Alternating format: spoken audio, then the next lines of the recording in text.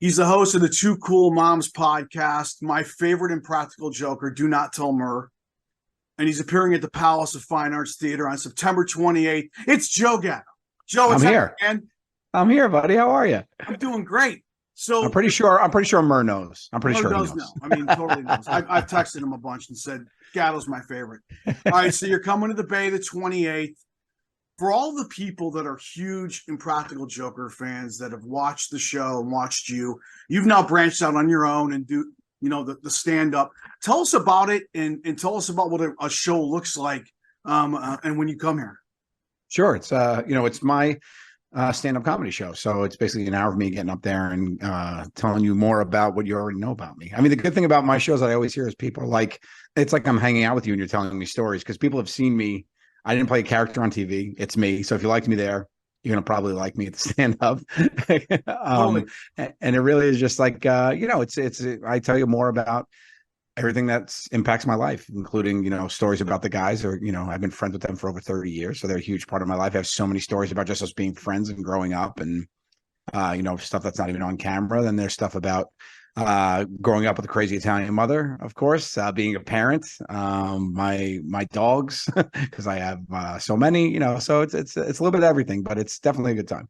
Did you envision yourself doing this way back? Is something you've always wanted to do, or it just kind of happened after you left Jokers? It kind of just happened after Jokers. Yeah, I did. I like to make people laugh. I always enjoyed live comedy. I've been doing that for longer than I've been doing comedy on TV. But I think the big thing for me was I was always like, as long as I could get in front of people and make them laugh, that fulfills my soul. So after I left Jokers, I needed a thing to figure out, as I was figuring out my life, what I'm going to do here, how am I going to pay the bills and all that, it was like stand up presented itself as an opportunity. My team was like, you could try a hand at it and see if you like it. And I took right to it. I really, really enjoyed it. I didn't think I was going to because I'd never been on stage by myself, really. I'd always been part of an ensemble.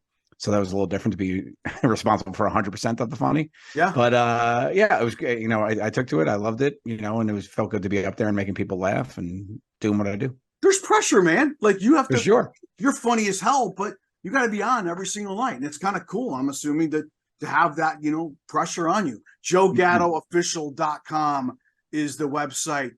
I was on there this morning and I saw something kind of cool that you do. Tell us about the meet and greet opportunities as well that you can. Oh yeah, I mean that's one of my favorite parts of the show too. Is like I get to meet people after and talk to them and meet the fans, and that's as much as rewarding to me as the show because like my fans are the greatest. I've always said that. I mean, the support's been great that people have come along with me, and I've gained even more fans and new fans and Joe fans, which is really cool. And but it really is an opportunity to talk to people about, the last couple of years has been tough for everybody. So to be there, to be able to make them laugh and hear their stories about how I've helped them and whatnot, or just, because I became, famous, quote unquote, later in life, like 34 years old was the first time I was on TV. Right. And I grew up as a fan of people. So I know what it's like to meet somebody you look up to and be like, Totally. oh, this is great. So I get it from both sides. So it's a really cool experience for me as well, where I get to be that person for people. I meet families. And I remember growing up, my mom and dad, like watching TV together. My father and I were huge Tim Allen fans. Yeah. We watched Home Improvement together.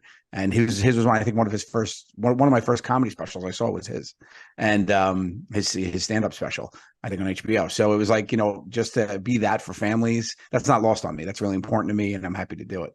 You're one of the few guys that can make people laugh without even saying anything. Like I'm funny looking. No, your facial. I mean, I want to get into to Jokers and what you did, but your facial expressions. Eating the macaroons is one of the scenes that I just like literally was dying. I grew up in Chicago, have the group of friends I still have. We think we're funny. You did the same thing and you made a show out of it. I think the biggest question people have is like, how did it happen?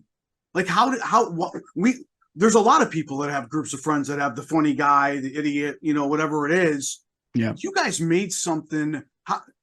If you had to explain like in 30 seconds, like how did you get the opportunity to do that when there's millions of groups of friends that, think that they're funny too? Yeah, well, we put in the work. I mean, it wasn't a mistake. We were from the Tenderloins, our comedy troupe in 1999. We were trying this thing since then to get something going. So Yeah. it's not an overnight success. So it's like, we were trying 12 years, 13 years before anything happened. So I think a lot of it is just it was a hobby for a while, like on the side, because it was a passion. We loved to do it. We loved to make people laugh. But then it became like when the opportunity presented itself to actually turn it into something, like, all right, let's work hard to make this thing go. And the show was all consuming. We worked really hard on it. We wrote the first joke and watched the last clip of the edit to lock the edits. Like, I was in the edit bays doing everything. Like, it was really we really put the work in to make sure this thing went. And we listened to what like people were saying too. Like, we realized quickly that if you look at some of the early episodes, it's crazy to watch. There was like 5 to 6 challenges an episode, which is insane. We were saying one line. By the time we got to the end of it, it was 2 challenges and a punishment, because we let everything breathe. We showed us talking, our conversations in the back. I remember the first conversation that we ever had in the back. I'm in the edit bay, and Sal asked Murray asked Sal to borrow his chapstick. And Sal Yes. was like, and it's unbelievable. It was in the shoe store, and it was it was funnier than anything that happened that day. I'm like, we're putting this in the cut. So we put it in the cut. We send it over to True, and they were like, oh, they're like, we weren't. They were like, take that. I'm like, guys, this is the funniest thing. This is going to make this thing so much funnier. And then as soon as that hit and everybody started talking about it, I was like, that's our show. Our show is friendship on display. Yeah. So we figured out pretty quickly that that's what the show should be. Us messing with each other, but also showing how much we love each other and how much fun we have. So The chemistry you guys have, it's so and not together as much as each person. When I look at it as just a fan, Murr's kind of the guy that everybody kind of punches and harasses. Quinn is the firefighter. It seems like the good guy. You're the freaking hysterical guy that everybody likes. Sal filters towards you and to Quinn, but he kind of just also gives the punch into Murr. But you guys all just like get along well.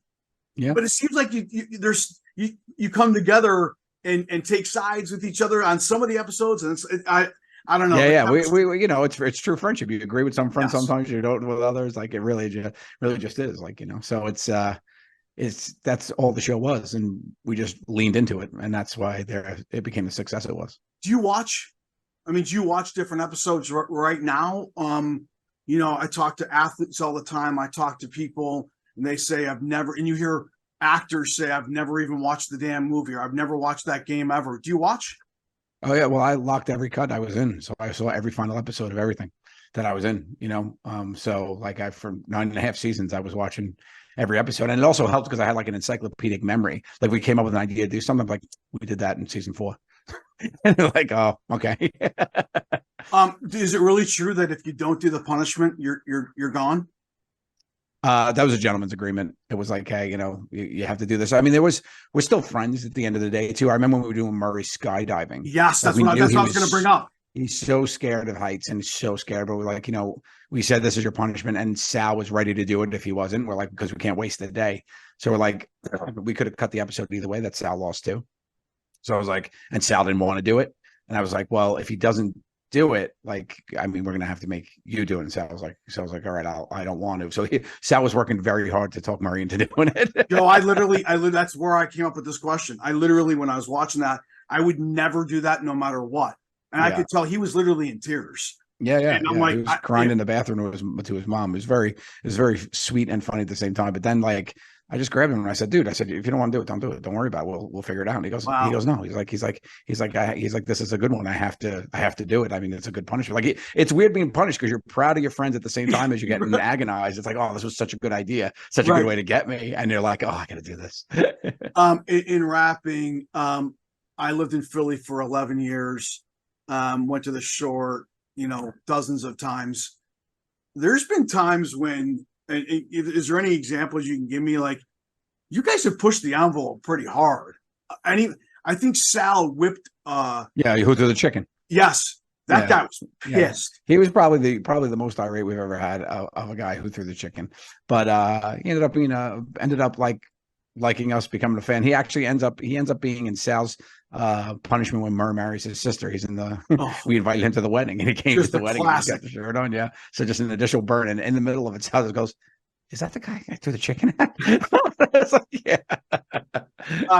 Sal hitting the golf balls on the golf course was a classic as well. Oh, when he had to take the balls after, yeah, when people rolled hit them them. all, and then, Oh, what are you doing? What are you, oh, yeah, God. that and my, everybody has a one that stands out to be like terrible like that. I mean, Q pulling the emergency brake on the tram at Universal, I think that was the closest we ever came to like a full blown riot. I mean, Like they people were were really really, losing their really mind. pissed. Yeah, and then me grabbing the baseballs from Noah Syndergaard. Yeah, Oh, and that was probably that lady, that's up there. I mean, those are probably the top three that we pushed the envelope the most. And you you know were what? The literally craziest running one, up the yeah, stairs. That lady was chasing you. she She was was coming after me. irate. Yeah. The craziest thing was when Sal had to keep yelling bingo. Those blue Yes, hairs did not like that. it's great. Oh, I love that one. Yeah. It can go on forever. September 28th, Palace of Fine Arts, JoeGattoOfficial.com for tickets and the opportunity for a meet and greet. So go to that website right now. Joe, I want to finish with this. We do a show called I'm Listening at my company Odyssey, where we focus on mental health. I'm a huge ambassador for the company on it. I saw a couple of years ago, I think during the pandemic, you sent out a tweet just saying if you're struggling and you put a number out. We all deal with, I think, mental health in different ways. Can you tell us if you've dealt with anything, if you've had people that have dealt with it? Because there's people out here that are going to watch this that I think it's so powerful coming from someone like you that is a comedian and always looks to be happy. But you know what? We all have issues, man, and how do you deal with them? Yeah, for sure. I mean, one of the most powerful sayings I've ever heard that really resonated with me was it's okay to not be okay. And I think that's very important for people to know. I mean, you can't mask everything with, you have to feel your feels. You don't have to try to get, you have to take the time to get through them, because if you don't, it just bottles up and comes out and shows itself in a terrible way and does some real damage internally that you're not even realizing is happening. So I would just say, remember that it's not okay. It's okay not to be okay, because you have to process as you do. And then, just have people that you care about and care about you.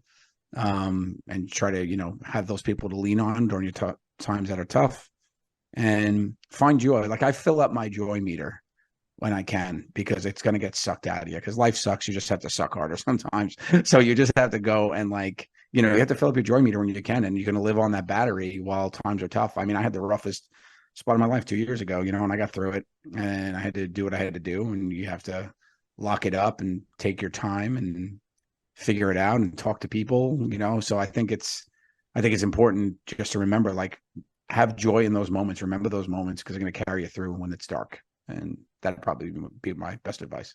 It's very well said. One more thing. Robin Williams, who is my favorite of all time. Speaking of struggling, right? Nobody even. Well, Joe, I think one of the things that really brought him down was he always had to be on. He felt like no matter what, he just couldn't have a conversation. Wherever he went, he had to make people laugh. And honestly, I kind of get that from you. You're so funny in the way your looks, not funny looking, but no. But the different facial expressions. I do feel. Do you get that in yourself, that you have to be on all the time? No. Good. I naturally enjoy making people laugh. It doesn't come from a need to make people laugh so I'm liked, or need to make people laugh so they're not paying attention to something else about me. Yeah. I think it's more about I've had, long conversations and things where I'm not, I'm not particularly funny. I don't think I was very funny on this interview. So I think, No, you are. So I think there's times when, for me, laughter is definitely a coping mechanism. I mean, with my parents, my father passing young and stuff, that was clearly the way it is. You've seen it in the show where I bring out skeletons and say, I was just going to say, you bring up the skeletons, yeah, and stuff like that. So your way of dealing with it. Yeah, that's the way I deal with it, and I think it gives people license to deal with it too, because nobody could tell you how to deal with anything. You can deal with the way that you do. The important thing is that you deal with it. Thank you so much, man. Really appreciate it. I'm a huge fan. I cannot wait. The only thing I care about is showing my 15-year-old that I got a chance to talk to you. He loves it too. That's awesome. We're coming out September 28th. Everyone should be there. It's going to be freaking awesome. And again, thank you so much. Really appreciate your time. Of course, you got it.